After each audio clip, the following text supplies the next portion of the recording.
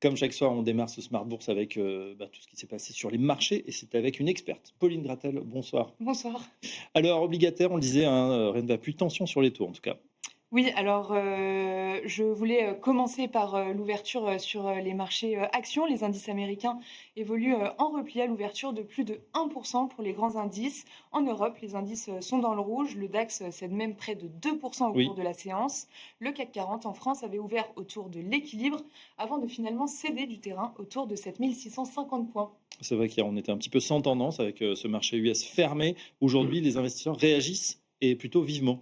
Oui, à la décision, de la cour d'appel fédérale qui avait déclaré vendredi que la plupart des taxes imposées par Donald Trump étaient illégales. Le président américain compte faire appel devant la Cour suprême américaine.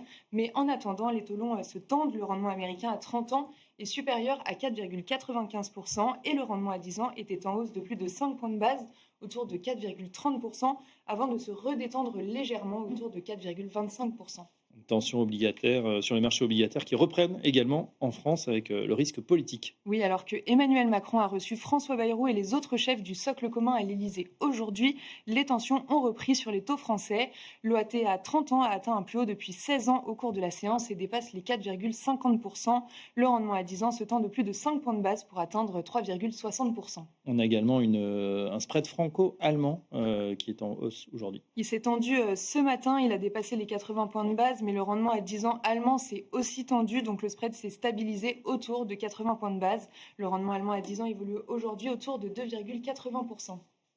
On regarde du côté de l'inflation en zone euro, elle est conforme aux attentes. Oui, pour le mois d'août, elle est conforme aux attentes, en hausse de 2,1% sur un an et de 0,2% sur un mois. Mais dans sa version cœur, hors alimentation et énergie, elle est légèrement supérieure aux attentes, en hausse de 2,3% sur un an, comme en juillet, alors que les analystes tablaient sur une hausse plus mesurée de 2,2%.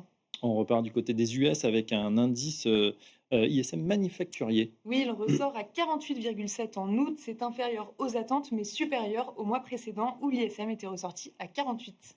Et puis côté micro, on en parlait, hein, ce sont les valeurs du luxe qui animent la séance. Oui, le luxe en profite aujourd'hui, puisqu'en tête du CAC 40, on trouve Kering et LVMH qui gagnaient entre 3 et 4% au plus haut de la séance. Pour ces deux valeurs, HSBC est passé de conservé à achat, mais Hermès, de son côté, a été dégradé toujours par HSBC. Le titre cède 1,5%.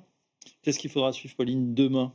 Demain, les investisseurs prendront connaissance de l'enquête Jolts pour le mois de juillet qui vient en préambule du rapport sur l'emploi du département du travail américain qui arrivera vendredi.